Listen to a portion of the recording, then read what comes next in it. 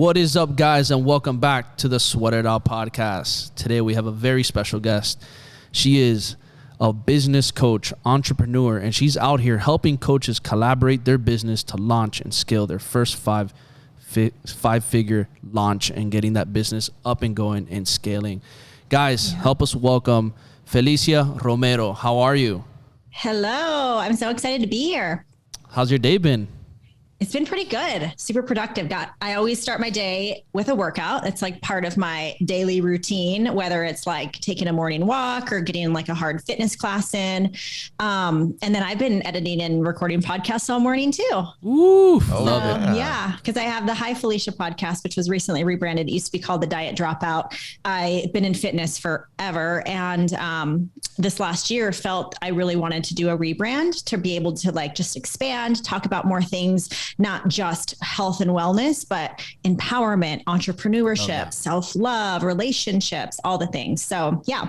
Incredible. And it's super cool because I can relate on my end because, you know, I started my journey as a personal trainer as well at 17 years old, went into the social media space, you know, scaled my online fitness business. And then I said, you know, I want to do more. And that's why I said, I want to be able to help business coaches. And a little bit over 3 years ago, that's why I shifted. And it's cool just to see other coaches who have done the same and have been able to just now drive more of that mindset empowerment and business growth because it's important. It's very, so very important. Much needed, I'll tell you right now. And I think it's more important even from coaches themselves who have been in that spot to just continue evolving. Absolutely. Yeah. Sounds that we have similar stories. Yeah.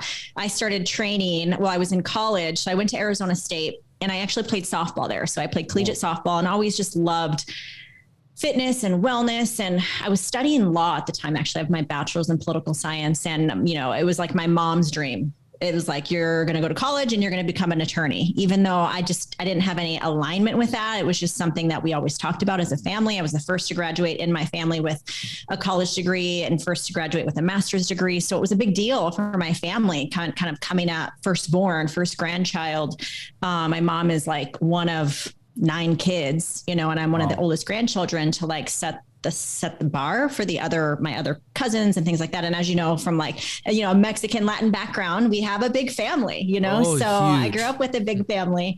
So, but it was just I wasn't aligned with that. And I remember this pivotal moment in college where I had interned at a legal office, law firm, and I didn't want to do that. And I remember during that time, I actually got certified and I was training people, you know, at the age of 19, 20, 21 out of my garage. And it was one of those things where I could make my own schedule, but also go to school because you can, you know, plan your clients around your schedule. So that's what I did.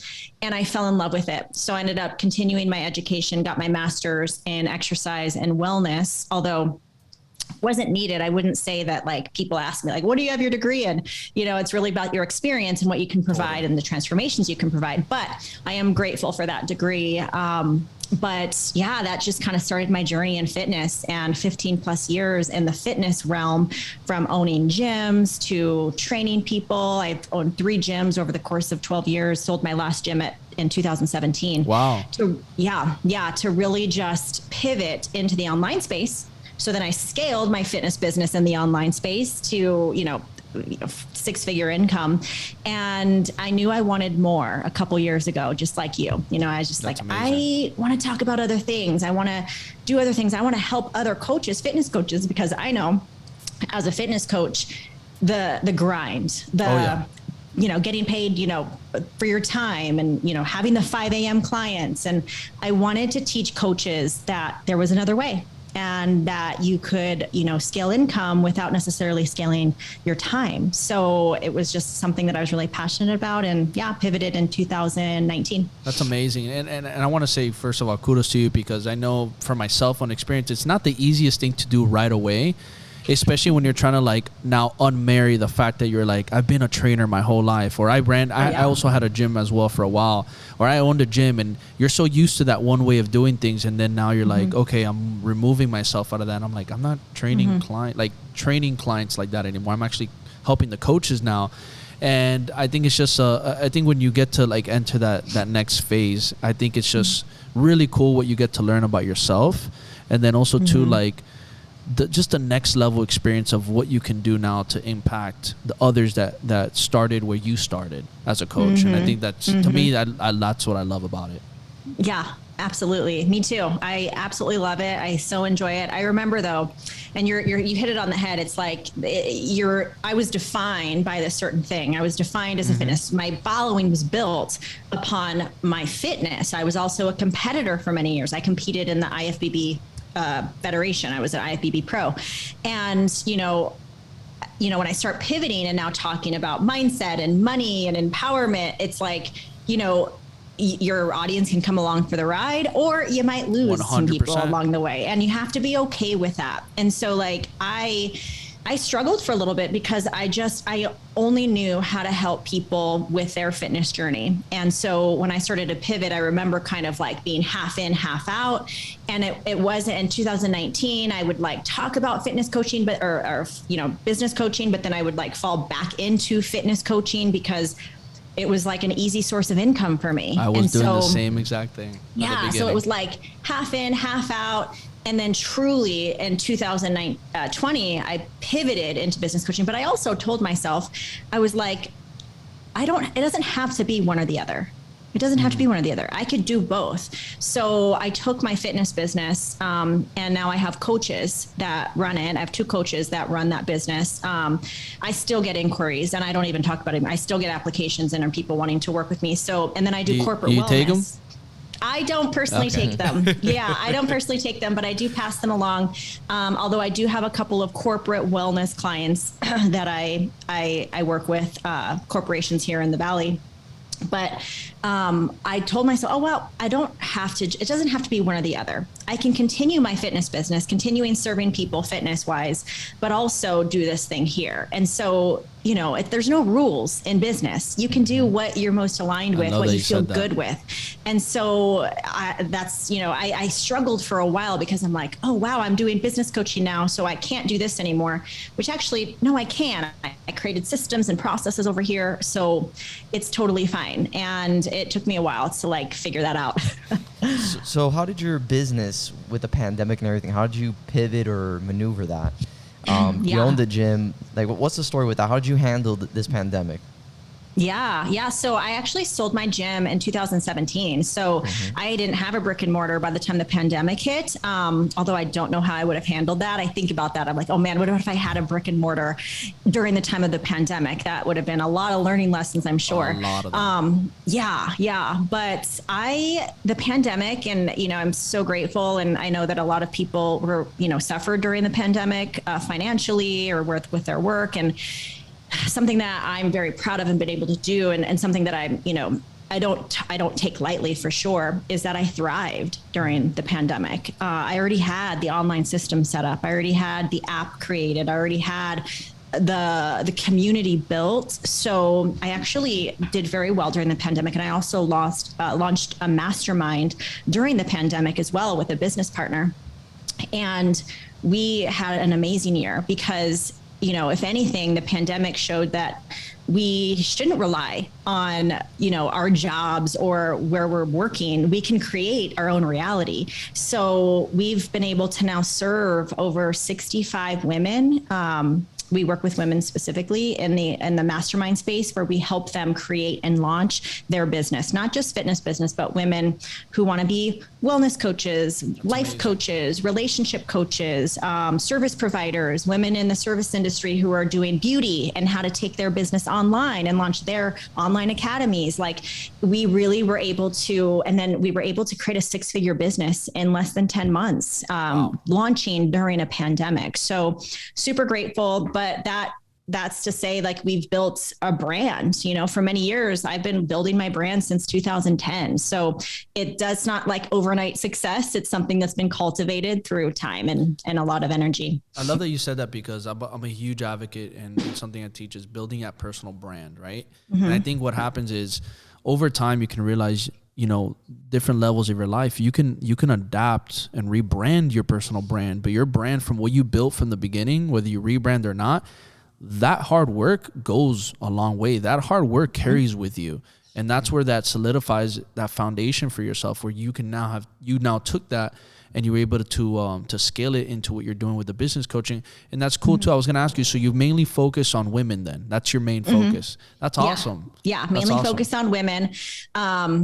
Yeah, and I've had a couple of male clients in the fitness space industry, fitness coaches, male, which is totally fine. I don't mean to stop you, but what would you say is the differences you see when working with men and women, both fitness coaches or wellness coaches, in that space? What do you say is the differences when it comes to like the mindset approach of when it comes to working with a business coach and how they operate, how they go around the application process of applying what you have? Yeah. Oh, that's such a good question. Honestly, the biggest difference I see is a lot of women, and I've seen this in men too, but I see it more so in women, is getting in their head and a lot of the imposter syndrome. So like, what are others going to think? What are women going to think of me when I launch this thing? And it's a lot of the comparison, right? Like women are very easily comparing themselves to others in the industry or others that are doing the thing that they're doing.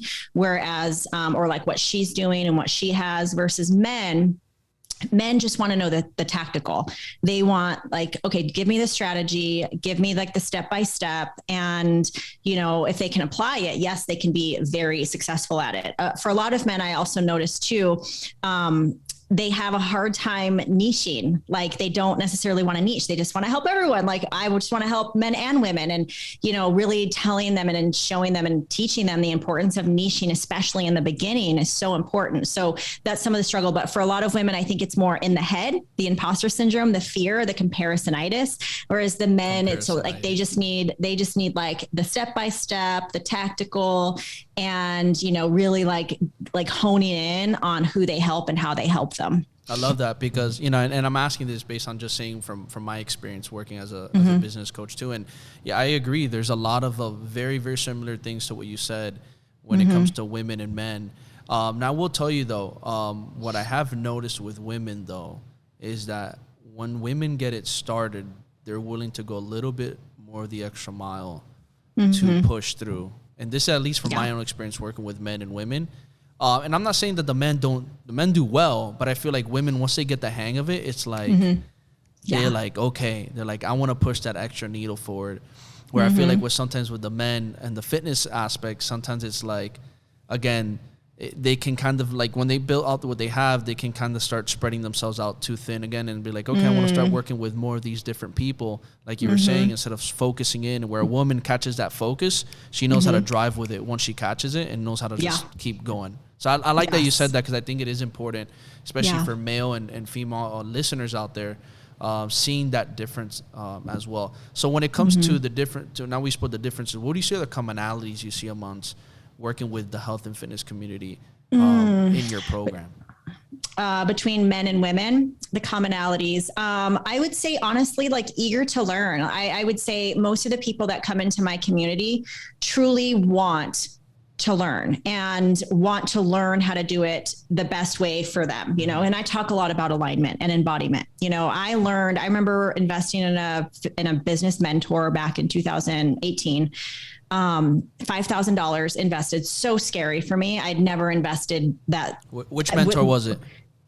His name was Sterling Griffin. Okay, Sterling. Shout out to Sterling. I know Sterling. Yeah, Sterling. Yeah. So I, did his Life Changer Academy, and it was $5,000. And I remember being so terrified to like invest in any sort of program. It was the first time I'd ever done anything like that, besides like investing in my gyms, like something tangible that I could see and feel and hold.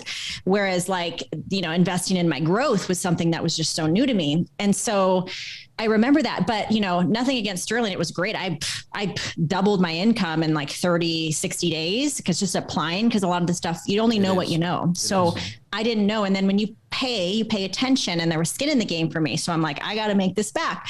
So, it was one of those things, but also, learning from a very like masculine coach with the sales calls and the DMs, and it's a very masculine approach, which works. It worked for me at the time. But then there comes a time when you've hit that certain goal income. Whereas like, and I feel like I feel like the industry is changing. I feel like the buyer is changing because now we've been seeing this for a while now, like showing up in the DMs is not working anymore. Being very salesy and having the sales tactics is not working anymore, because I do feel the buyer is becoming more empowered in their purchases and more empowered in their buying, their buying techniques and things like that. So it really has to be this alignment. And with what you're creating in your programs and offers, don't just create an offer to create an offer, like feel it and like know it and love it and have excitement and energy towards it. And don't just do what the next coach is doing, because that's what I used to do. I used to create 3-month containers because, well, that's what everyone else was doing, a 3-month program with me. And this is my signature offer. And it doesn't have to be that way. If you want to create a 5-week program or a 2-week live experience or a 2-day live retreat, like the possibilities are endless in terms of how you can serve your community. And so something that I really has been able to like teach over the last couple of years is just really that embodiment work and alignment work and how to bring that forth in your content and in what you create. So the commonalities of what I'm seeing right now, back to your question, is, I'm attracting and really attracting a lot of those people who are like, I want to create a business that feels good, not just focused on, oh, can I hit my first 10K month? Can I hit my first 6-figure year? Because as you know, and you might've gone through this, I was making 15, 20, 25,000 a month. And I was so burnt out. I was doing so many coaching calls, so many one-on-one calls. Again, so grateful that I was able to build that. But then I created a business where I felt like I was now a slave again in my business. And so you hit a certain point where you're like, my core values, I want more freedom. I want more time freedom. I want more financial freedom. I don't want to be a slave to my business. What can I create that's fun, that's aligned, but also create an income? And so that's what I'm seeing now. And that's what I teach to a lot of the people that I work with, is not just going after that 5-figure month, but like what is going to last, what's going to sustain, and what feels good to you. And so, yeah. Totally. And I agree. The feeling of feeling good is the most important thing, because if you don't feel good in your own business, how much longer can you produce? You really can't, So it does go back to how you feel. If you feel great, you're going to keep being great, and you're going to, and that's how you're going to be able to start hitting higher numbers, and that's how you're going to be able to produce more. And kind of, something I want to ask you, just based on what you're saying, that burnout and overwhelm, and, we're hitting these numbers, but we just can't take it anymore. What is your suggestions, or how do you go about it when you have those coaches who are excelling and they're hitting those big months and they're like, man, I'm burned out, but I want to still continue scaling. I want to continue growing. How do you go about that for those?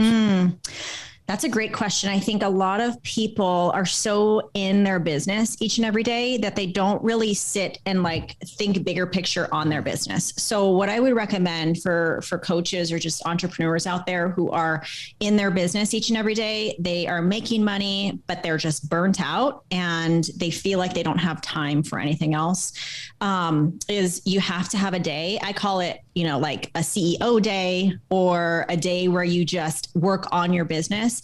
And that CEO day, you have no calls, you're not doing any interviews, you're just working on bigger picture in your business. And what is it that you want to create? So I'm always going to bring it back to core values. What are your core values? What are you really wanting to embody in your business? And like when I asked myself those questions, one of them obviously was security, like financial security. Like I don't want to have to always get a lead in order to make a sale. Like how can I create passive or residual income each month to create more security? So I worked on that. Another core value was fun. Okay, how am I going to create more fun in my life? Well, actually, I'm going to carve out time to go do things that have nothing to do with my business. Oh, yeah. Another core value of mine was community. Okay, I love community and building community. Okay, let's build a program, like a mastermind, that is like centered around community building and sisterhood. So I always bring it back to core values. And I don't think enough business owners do that. They just think, okay, next goal, next milestone, your 10K month, your 15K month, your 20K month, let's scale.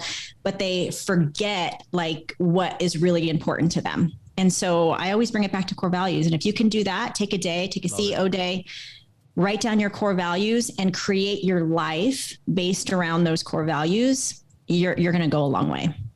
You said something that was interesting about creating a niche. And I just wanted to ask you, why is it important for somebody stepping into this space or any business owner to create a niche and really, attack that specific area? Yeah, that's such a good question, because I feel like fitness coaches especially. So do you feel like you have a lot of fitness coaches that are listeners? Oh yeah. Majority of we got a lot of, health, wellness, fitness coaches, Okay. And other coaching and other coaches spaces too, which Yeah. they can apply a lot of the same. Oh, perfect. similar So I want to make sure that the ones listening, the people listening can really apply Totally. this. So a lot of the coaches, like especially fitness coaches, if you're still on the floor and you're still coaching, you're in the mindset of, I help everyone. And you probably do. So think about the times when you were training people. I would help old, young, men, women, all types of people. So many coaches think, okay, now I'm going to go in the online space. I'm just going to put together my 21-day reset challenge and people are going to sign up. Well, not in the online space. It's so much different in the online space. You really do have to speak to a specific type of person. So, when I say like who you help, how you help them, and what problem you solve for them, if you are focusing on everyone and you don't have a very clear outcome, they're going to be really confused. And confused buyers especially, don't buy confusing, right? So you have to get really specific in who you help, because that is also going to help you in how you show up and how you speak in your content.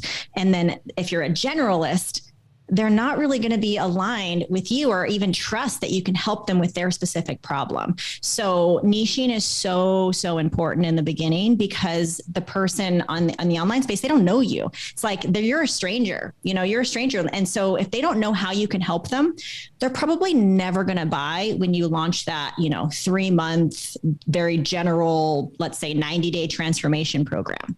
But you take that, and let's say you had a 90-day transformation program for busy moms who want to lose 10 pounds while not, and they don't have to give up popcorn, chocolate, or wine. That is super specific, right? That's super specific versus this 90-day transformation challenge. You are going to get more people signing up for your 90-day, for busy moms who want to lose 10 pounds without giving up their favorite foods. That's specific. They know what they're getting. The goal is 10 pounds. They're not going to have to give up their favorite foods. And oh my gosh, it's for busy. I'm a busy mom. Okay, I need this. So it's just in the messaging. It's in the messaging. It's in how you target your market. And I always bring it back to also your zone of genius. Who tends to come to you for advice? Who tends to gravitate? And also, what is your story? My story was I was a competitor for 9 years.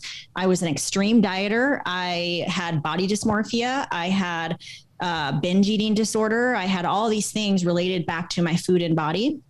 So guess what I created? I created a program called the Diet Dropout that I launched for 2 years. It was a 4-month program. It was amazing. First month was all about habits, and the next 3 months was all custom training.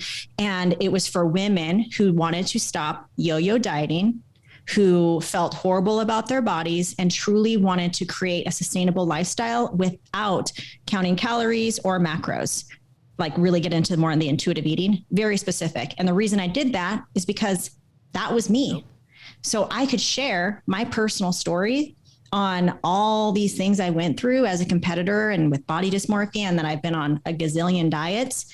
I could speak from my personal experience in order to relate and humanize myself so that the person on the other end could be like, wow, Felicia gets me. She's also overcome this, and she has a program that can help me overcome this too. I want to hire her because she's a specialist in this, so, and I can even relate it back to if you have a knee pain and you want to go see the doctor, you're not going to go to a general physician. You're going to go to a doctor who could help you with orthopedic surgeon, whatever, with your knee. Right. So, and then those people tend to make more money too, right? That's the right. People who are more specific, your anesthesiologist who just drugs you before the surgery makes twice as much as the general physician working on you, right? So there's riches in the niches, as they say. And that's so true with all different types of professions. 100%. And I think it's spot on that we're talking about this, because I think another thing I noticed too is that at the beginning, sometimes when it comes to the coaches, sometimes they even get too over, how do I say it? they get caught up too much as well when they're creating that niche. They overthink about it too much. Oh yeah. And I tell them, guys, let's put down something. We'll work with it. We'll work on it. We'll work with it. We'll tweak it. We'll change it. And over time, you might shift certain little things, and that's okay. Yeah. You know, so I always like to mention that because sometimes we hear it and they're like, how do I come up with that? I was like, it doesn't have to be perfect. I was like, you will figure out, and over time, your messaging will get clear. Your messaging will be more direct. Your clarity around your niche will be more clear, and then you'll start seeing an evolvement from there. And then next thing you know, this little thing changed, and then you're like, okay, wow, there's my niche. That's my true focus. Those are the people I have to go after. You know, so I love that we're talking about this because at the end of the day, like you can have the best form of lead gen. You can have the best funnel build out. You can have the best salespeople. But if your niche is not dialed in, or if you're over time, if you keep going, like what you're saying, if it's not dialed in, or you don't figure out eventually how to be able to deliver that right messaging, it doesn't matter how, good your funnel, your sales is, you're not going to get the right people on those calls, or you're going to get confused people on those calls. And then it makes it even harder for that salesperson or yourself to actually go work that call and see if you can even serve the person. So I love that you brought that up because I think it is something that people just need to pay attention to, and then understand that over time, as you work on it, you will perfect it. It'll get better. For sure. And something else I wanted to note too, for those that are wanting to scale in their business, when you are niching down and you have a specific program for a specific type of person, it's going to be so much easier to scale that product, that offer, because all of the same type of people are coming into that program. So it's just easier to scale if you wanted to launch a course for that specific person where it's hands off and you get to just do evergreen sales, right? So it's going to be so much easier for you to scale when you have a very specific person that you're speaking to and you're helping. 100%. And that's the key as well. That's when you can get very specific. And it goes back to what you're saying, like even it's funny because I use the doctor comparison too. I just use it instead of, I said the general doctor or the heart specialist. If you're going to get a heart transplant or heart surgery, you're going to go to the heart specialist. You're not going to go to the general doctor, and they will make more money too. So if you do dial in, you'll be able to make more money. Bryan comes from the real estate background, and that's one of the things too. We talk about all the time, even in the real estate world, real estate's such a broad area as well. And there's so many agents. How do you make yourself stick out, right? What is going to be your specialty niche? What are you going to go after? Who you're going to go after? How are you going to approach it? And that's what I love about this, is that the business coaching, what we do, a lot of the tools, the practice of it, a lot of it can be applied across different industries. And obviously we focus on health and fitness, but we've had so many talks of many things that are so applicable to other industries from just doing this itself, which I'm sure you can agree on. Yeah. Oh, absolutely. I love that. I have my real estate license actually. Oh, shoot. So okay. I do a little bit of real estate. Oh, yeah. shoot. Like this house I'm in, I assisted in the purchase of, and we have some like rental properties and things like that. But yeah, I dabble in real estate, but I have my license here in Arizona. Watch out. He's going to start shooting some real estate questions your way now. So why don't you come over I'm here? I'm not a pro by any means, but still learning. So when you got into the real estate, was it after the business coaching, or was it around the same time? It was around the same time. So I got my license back in 2017, and I got it because I knew that we were going to be purchasing some real estate, and it saves us money. Obviously, the house we're in right now. And my fiance, he's in real estate. Well, he doesn't have his license, but he owns a bunch of rental properties and things like that. So I wanted to be able to assist in that and like sales. And I know that he was getting, and so when you're in Arizona, if you have 6 or more properties or own 6 or more properties that are rentals, you are officially have to basically become like a property management type company. So, and if you have 6 or more, you have to have someone hired in your business with a real estate license. And so just this year now he has 7. And so he knew that was going to happen. So I got my license years ago. But I've been able to help family, friends, I maybe sell by 3 or 4 homes a year. Like, so last year, I think I helped 3 people buy a home.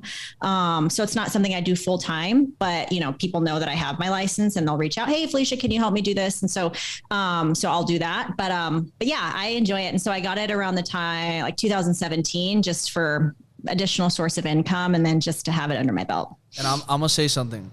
Yeah. A lot of people in the fitness industry end up getting their real estate license. They do. I will totally. I know like handful of people that are in the fitness realm that are coaches and get their license. So come on, coaches got some of the biggest networks in the game. So let me ask you a question. What type of I guess investment property are you guys going after in Arizona, or even, how's that market? Yeah. How's that? Oh my gosh, the market is crazy. We're wanting to do some Airbnbs. So we're looking up north, like cabin type property up north, northern Arizona. I don't know if you guys have ever been to Arizona, but yeah, we're wanting to get into the Airbnb space. So right now, my fiance, I own one rental property and then he has like several. And basically and those are completely rented. So I bought that house like back in 2008, 2009. When I met him, we were actually high school sweethearts and we reconnected after 17 years. Yeah. Hey. So, I basically just turned that house into a rental property and I moved in with him and then we built the house that we're in now.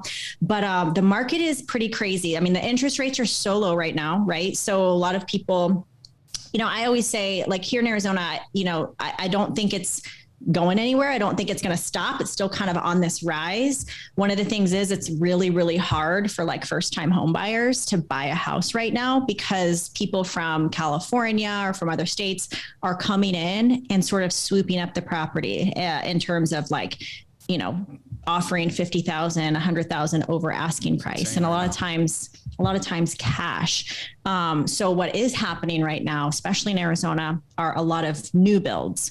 So a lot of new builds are going up, new communities are going up and people are getting into that. But a lot of the resales, it's really tough to get in because a lot of the investors are just coming in and kind of swooping it up. But real estate's really good right now, really, really good. And I think it's still just as good for buyers as it is sellers. I do know a lot of people who sold their home and are renting because it was such a great, they made out so great in the sale of their house that they decided to sell, wait for the market to cool down a little bit and then rent for the time being because they made such a profit on their home.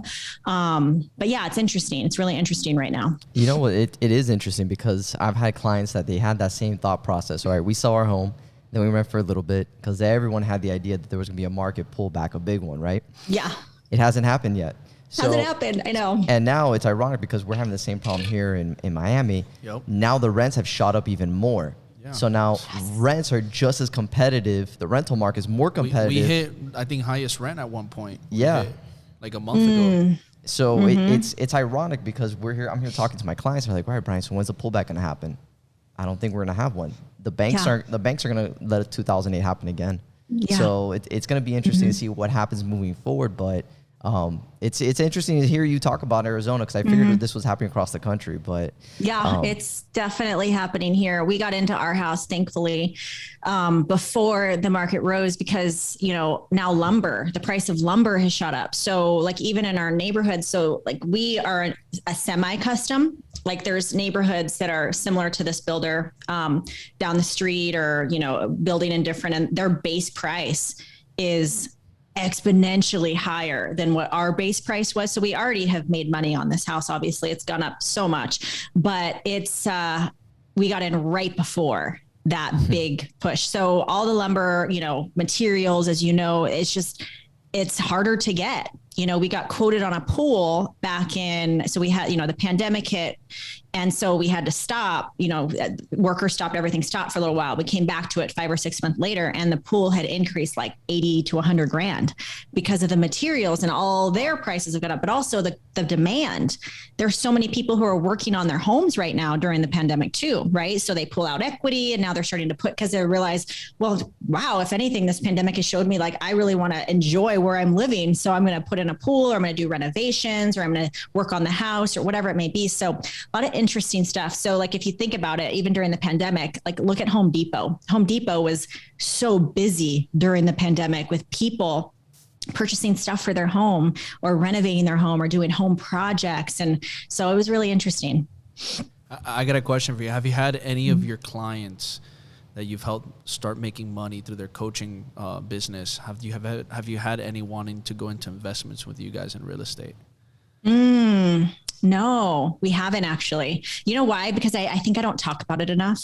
I don't talk about my real estate enough. I think that's something I definitely do want to do in 2022 is kind of amp that up a little bit. Well, I'm glad we're talking about it here. Yeah. I know, learn more about it because we definitely have our sights set on, some Airbnbs in the future and different things like that. So, but yeah, I don't think I talk about it enough with my clients. I think honestly, a lot of my people probably don't even know that I have my real estate license or even dabble in that. So that'd be interesting if I really started really talking about it on my social media. Well, if there's any listeners out there right now from that side of the country, Arizona, Cali, Nevada, guys, and you're a fitness coach or you're a coach and you like real estate, well, now you know who to hit up. You got your girl Felicia over here. Yes, for sure.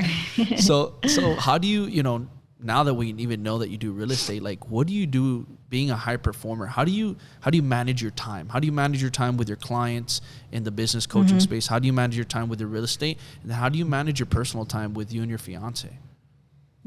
That's such a great question. I get this quite often because, think about being, and both of you are entrepreneurs. You could easily spend your day. I could get off this podcast right now and I could easily just go sit and watch TV, right?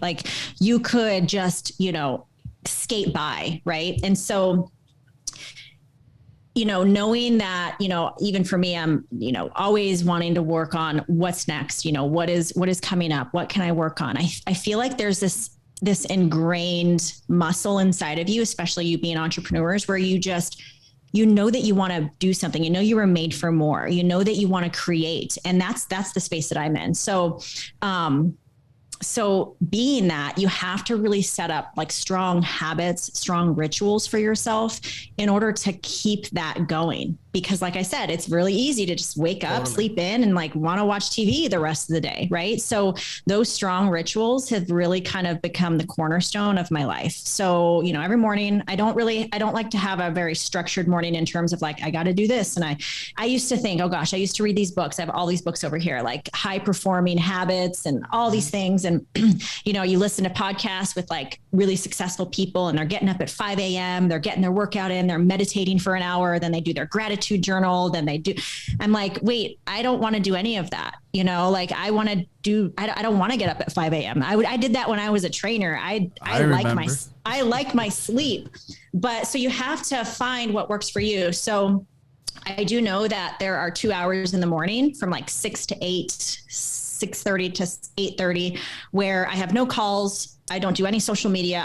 that is my time. During that time, I'm either moving my body, definitely eating breakfast. I'm catching up, kind of looking at my day, but that time is for me. And it looks a little bit different each and every day. And then from 8:30 or 9 to about 11 is when I'm doing something like this on a podcast. I was podcasting and editing for the last couple of hours because that's where my energy is the highest, right? That's where I'm I'm really in it. And then 12, I usually kind of take a little break. I'll eat lunch. And then from 1 to about 3 is when I'm doing content creation. I'm thinking about things in my business. I have an empowered coach retreat that I'm hosting this Saturday. Okay, so cool. I'm putting all that together. I have 10 female coaches that are coming to that. And so, I think you have to, entrepreneurship is a muscle and you have to set yourself up with strong habits, strong rituals in order to set yourself up for the day.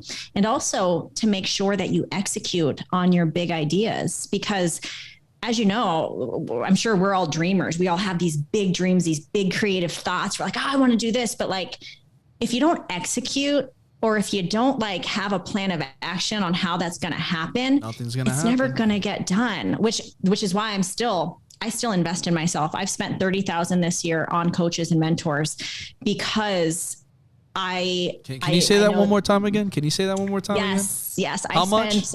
$30,000 this year on coaches and mentors. Boom. And I have tripled my income this year. And I relate that back to, it's a direct correlation to me investing in coaches because I only know what I know. And also when you have a coach or a mentor, they're going to keep you accountable on your big goals and your big visions. So, I'm guilty of having these big ideas, these big goals, but I also am guilty on not executing on a lot of them, like implementing and executing. So having the accountability, like my mastermind, I have a business partner, we execute because we keep each other accountable. Right. So, it's important to me. So yeah, strong rituals, strong habits, coaches, investing in yourself and your growth, and really, working your entrepreneurship muscle each and every day. Love that. And I want to ask you a question here. What would you say for yourself through this journey of building that entrepreneurship muscle, obviously understanding the structure of your schedule, how it's important, working with coaches, investing in coaches, which you said over $30,000 this year alone. What would you say through that coaching experience, you coaching with a coach, what would you say is the biggest thing you learned about yourself? And what would you say from what you learned, you've been able to see great strides in your business and in your life? Yeah, that is such a good question. And I would say, I know people want to hear like, oh, you hire a business coach or a mentor, and they're going to give you all the tools and strategies and business structure to really excel. And again, you can have the best, like you mentioned, the best funnel, the best business model, the best structure, the best process and systems. But if you haven't worked on your personal growth and your mindset, it's not going to get you very far. So one of the biggest things I've learned being in these containers with my mentors is I'm my own worst enemy. And I am the one that will have the most direct, I need to take personal responsibility on the outcome of my life. And that has been the biggest game changer for me. And I also have realized that each new level, I've hit new levels in my business this year as far as income, comes a whole new set of issues that pop up for me personally. Like I hit my financial goal that I set out for the year in August. So it was my biggest year so far to date, but I also had a lot of problems in my personal relationship. And so it's like, but I created those things. It's because where my money mindset is, right? Where like, can I hold this level of income? I will then seek out to self-sabotage in other areas of life. And I didn't realize that until I had mentors and coaches that pointed it out, right? So you're your own worst enemy. And so for me, it was more the mindset, the things that I hold myself back, sometimes not thinking big enough. And that's one of the things that, my mentors have taught me. So, and then seeing what they can do as an inspiration. I have coaches that bring in, $700,000 a month, and that's inspiration to me. I don't see that as like, oh my gosh, I can't believe she did that. I see that as like, wow, if she can do that, I can do that too. Oh, yeah. So it's you're your own worst enemy. Again, those listening, you can have the best business model, you can have the best coach, you can have the best, structure in your business, whatever it may be. But if you haven't worked on your own personal mindset and growth and like overcoming those things, and the way that I go about it is like, I have high commitment to the process, but very low expectations, because what I found was the more that I expected it to look a certain way, whether it be my relationship, whether it be, oh, if I have this launch and I tell myself I have to have $100,000 launch, and if it doesn't hit that, I take that personal, like I'm a failure. Should I be doing this? Not looking at like, wow, this is great. I had a $60,000 launch. That's amazing. Yep. So high commitment to the process, low expectation is something that I learned this year that has been game changer for me. Love that. And something else you said too, when you put that cap, right, and you don't hit it and you're like, oh my God, then you sabotage yourself. But who knows, maybe you did some other amazing things there. And also too, maybe you still hit a huge number you never hit before. Or here's the other one. You put a cap. What if you could have done more? Yeah, absolutely. What if you could have done more? And that's the issue that I see all the time. Yeah, that's powerful. I also want to say too, I know we're talking about big numbers here, but like I've had my car repossessed at one point in my life. Like I had $100 in my bank account, not knowing if I was going to be able to pay my bills at the end of the month. So like this comes like being able to say like, oh, I get to spend $30,000 on mentors. I would have never dreamed of that 4 years ago, 5 years ago. That was like unimaginable to me. So you have to start somewhere. So right now, if you're listening to this and you keep hearing the coveted number of let's hit your first $10,000 month. Well, that's great, but maybe that's great for them. Look at yourself and what's good for you. What is going to give you, what number can you set out that's going to give you some financial freedom, that's going to help you get out of debt, That's going to give you a peace of mind and some stability. And maybe for you right now listening, maybe that's an extra $3,000 a month for you that could really like be life changing for you. So start there. And then as you make that and you build that, it's going to keep getting easier and easier to make money. So, you know, don't look at what everyone else is doing. What do you need? What do you need to give you some peace of mind and some stability? First of all, if you're in debt, what do you need to start getting yourself out of debt? And what do you need to just, you know, that's going to give you the lifestyle that you want at that moment, you know? So focus on that first. And again, it could be 3,000 a month. It could be 5,000 a month. Maybe you are now at that 10,000 a month. And, you know, what you'll notice is as your financial thermostat increases, you're going to be able to hold more. You know, you're going to be able to, you know, like back then I would have never dreamed of making 30,000 a month, but now it's become the norm for me. Right. So it's just one of those things that the milestones are going to grow as you continue to show up in your life. So I want to just mention that for those people out there who are like, oh my gosh, I can't even think about hitting those numbers. I'm not even there. I would just love to make 3,000 extra. Amazing. Done. Do that for you and continue to grow and build. Like you said, what makes you feel good in your business. Love that. Yes. Yes. So what does the future hold for Felicia? Where are you looking to, I guess, pivot your business, or where are you looking as your next project? Well, I know she's going to be talking more about real estate now. So that's one thing we got. Yes, I'm going to talk more about real estate. Oh, that's such a good question. So I just launched a supplement line, Luna True Nutrition. And it's literally like, it just had the soft launch. I'm going to go full force in the new year. I'm going to be adding some new products. Thank you. So super excited for that. Continuing the mastermind. We just did kind of like a wait list. We've already had, 5 ladies sign up for the wait list, and we don't start till January. I know we don't start till January. So that's amazing. You know what? That's such a great question. And honestly, I haven't thought about it. I know there's 2 months left in the year, and I was like, what are we doing for the year? How are we closing this out? And this was such a big year for me. And one of the things that I told myself, I'm always like, what's next, Felicia? What's next? What am I doing next? And I've never actually like stopped to smell the roses. I remember even when I was a competitor, fitness competitor, figure competitor, I just had placed 4th in the world at the Olympia. Wow. And I was like, okay, what's the next competition? Like I never actually sat with, look at what I've done. Right. So after the Empowered Coach Retreat this Saturday, which I have 10 ladies signed up for that. It's an in-person 2-day live mastermind event. I think I'm just going to take the rest of the year to chill out and go on some vacations. Want to go to Hawaii in December, and I don't really know, but I know that come January, I'll be full force, pushing the Luna True Nutrition supplement line, continuing to help coaches, continuing to show up in that space. And so that's what I have planned. Who knows? Right. We might catch you in Miami. Might do a live segment. Yeah. I know. I would love that. Of course. No, and look, and I think something you said, and I just want to highlight. So I was actually talking about this earlier on an IG live with somebody else, but was not really taking into account the wins that you've made, the success you have gained.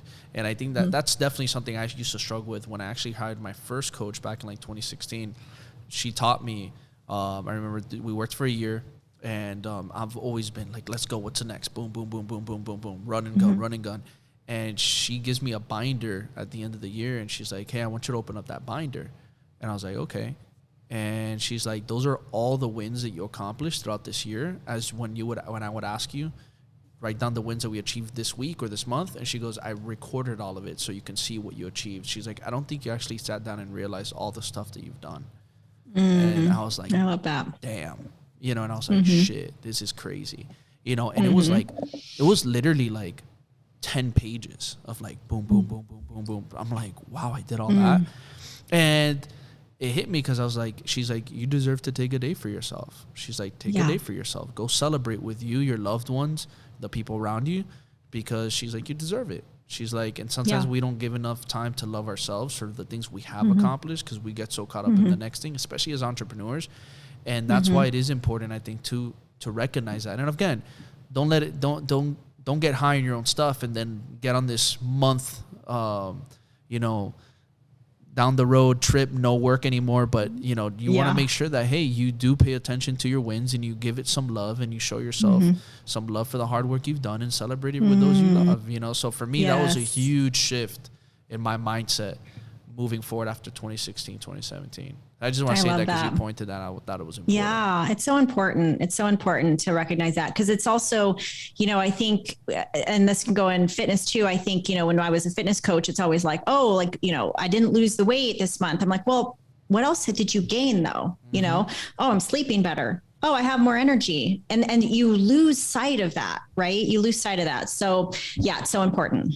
No, I love that. So Felicia, I just want to say before we wrap things up, I just want to first of all thank you for coming on the podcast, and I know Bryan as well wants to thank you. Oh yeah. Yes, thank you so much, and you know, I really appreciate the value, the knowledge, the information you've brought it on over here, and I know we're gonna keep keeping this relationship strong, especially being in the same industry. We can always learn from each other. But I want to give the floor for you for a second so you can let people know where can they find you, where they can connect with you. I know you mentioned about your mastermind or event, and then you also mentioned about your supplements. Throw all those plugs in there. Share with people where they can get all this. Absolutely. So, you know, I hang out mostly on Instagram, but I'm very proud of my TikTok. I've grown my TikTok to about 27,000 in 5 months. Oh, yeah. In 5 months. Go. Yeah. 27,000 5 months. I thought it was like an app just for kids, but I'm like, you know what? I'm going to go all in. So went all in 5 months ago, and I've been able to build that. So it's fun over there. So I hang out on Instagram, TikTok at Felicia Romero. And then you can follow at Luna True Nutrition.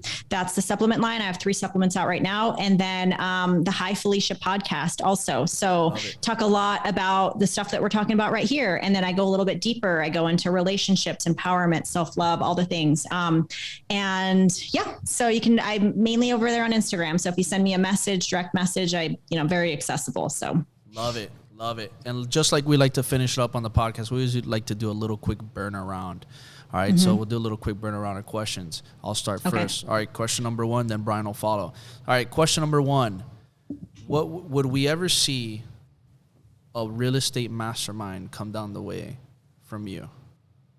Yes. Never say never. So I'm just going to go with my first thought that came to mind. And yes, absolutely. Love it. Ooh. Will you ever come to Miami? Yes. And do business here? Yes, absolutely. I've been there a couple times. Yeah, but yes. Love it. I would. Love it. Question number 3. What would you like to see moving forward in our industry as business health and fitness business coaches? What would you like to see evolve from our industry space? What would you like to see change and evolve?